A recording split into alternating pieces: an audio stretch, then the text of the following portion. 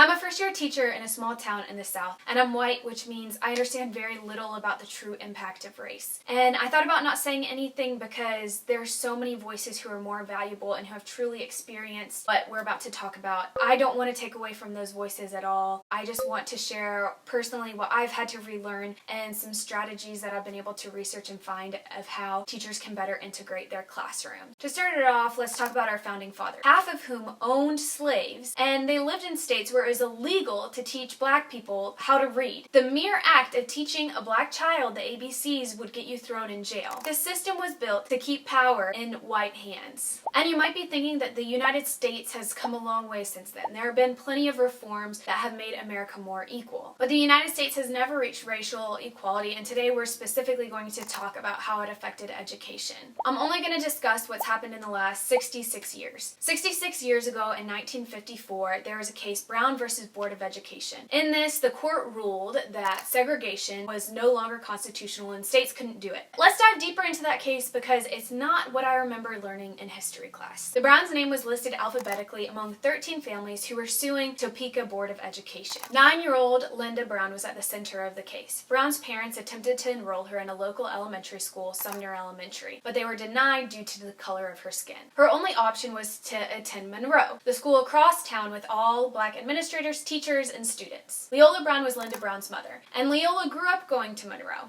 And when asked about the quality of education that they were receiving at Monroe, they made it very clear that it was great. This is an exact quote from her. "It was wonderful. Had it not been for the walking, going so far to school, we possibly would have never, done what we did." She said the teachers were qualified and did a wonderful job. For the Browns, it was a matter of principle. Kids should be able to go to the school that's closest to their house. The court agreed the Browns should be able to attend Sumner, but their reasoning was completely different. It stated, "Segregation of white and colored children in public schools has a detrimental effect on the colored children." They actually believed the mere separation of white schools and black schools was going to have a detrimental effect on the black schools. What they could have said is that the white people have all the social power, all the political power, all the financial power, and that's not fair. But no, they said the fact that they're separated means that the black students are going to have a disadvantage. And resistance to this ruling was so widespread that the court had to issue a second ruling, Brown 2, that ordered all school districts to act with deliberate speed. Many northern states already had de facto segregation, which is where there is systemic separation of people into racial or other ethnic groups in daily lives.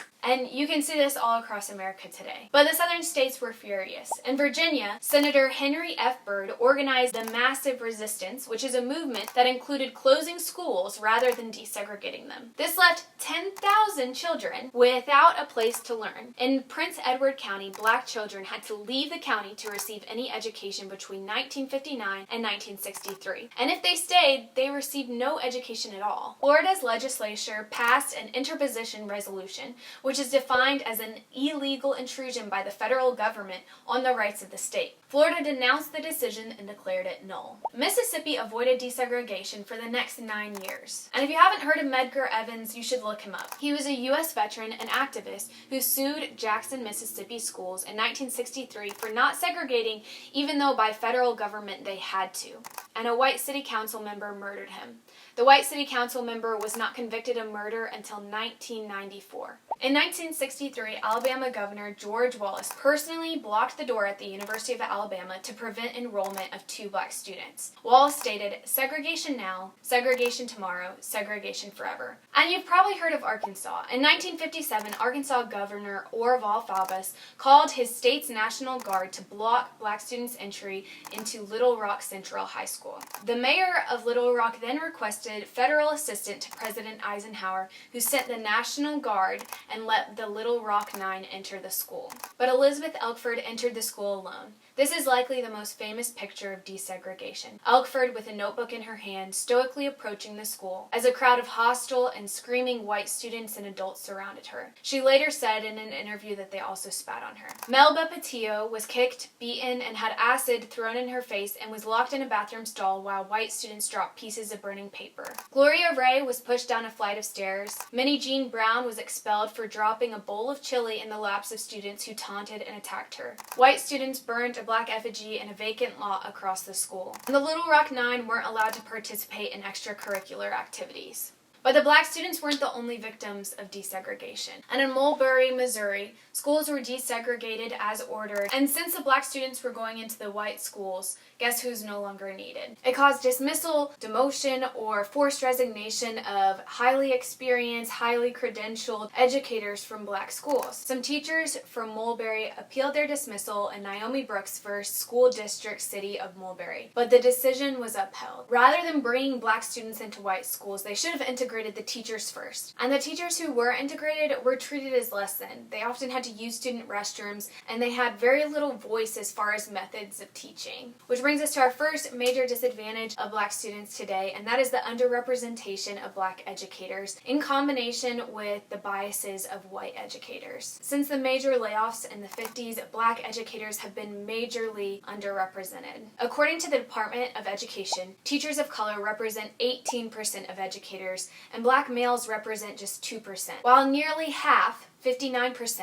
of the public elementary and secondary school students are children of color. And you can see from this chart how big the teacher of color gap is in comparison to students of color. In New York public schools, 84% of the students are people of color, but nearly 60% of the teachers are white. In Clark County, Nevada, 75.7% of the students are people of color, but 78.9% of the teachers are white. And same-race teacher representation makes a huge difference in the success of black students. Researchers from Johns Hopkins find that black students who are exposed to one black teacher by third grade were 13% more likely to enroll in college. Those who had two black teachers were 32% more likely to enroll in college. It also found that if a male black student had one black teacher in elementary school, it decreased the risk of dropping out by 39%.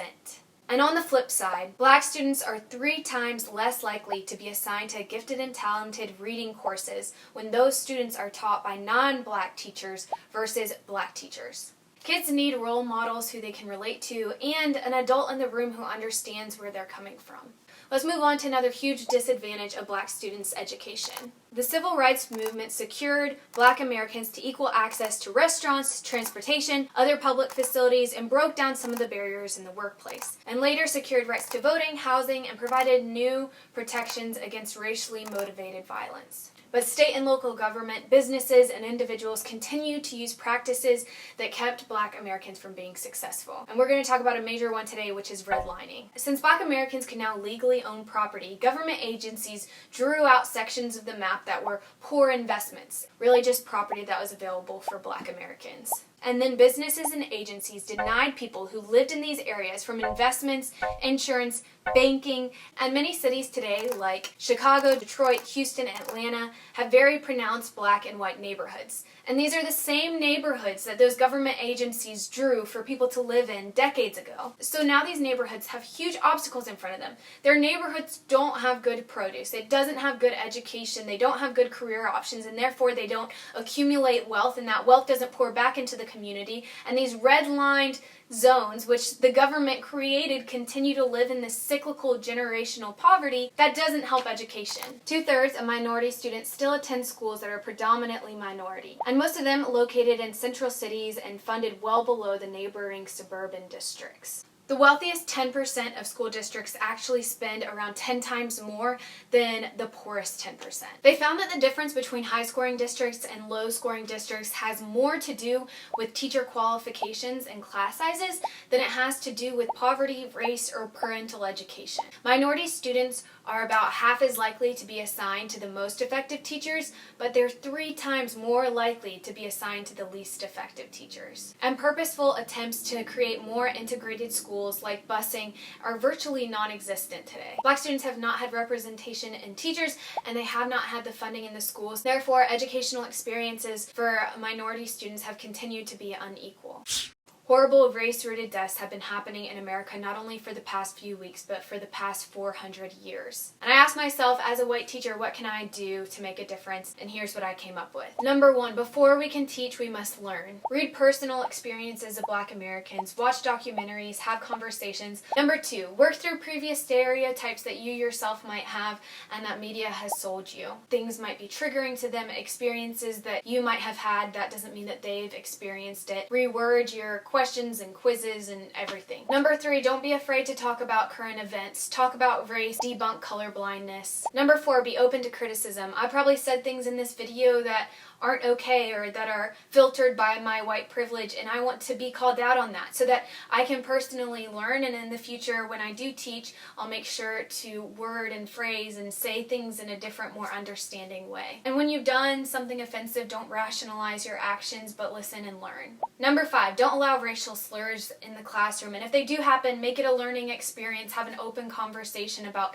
exactly what those words mean and how they mean different things coming from different people. Number 6, speak up among fellow teachers when something doesn't feel right. Number 7, use literature or first-hand accounts of people of color. Have students reflect on it and maybe write something from that person's perspective, and avoid whitewashing. Number 8, invite guest speakers of diverse races and cultures to come and speak in your classroom. Number 9, celebrate differences. Create an environment where diverse learning experiences and ideas are open and accepted in the classroom. Number 10, get to know each student and love them and teach them to love themselves.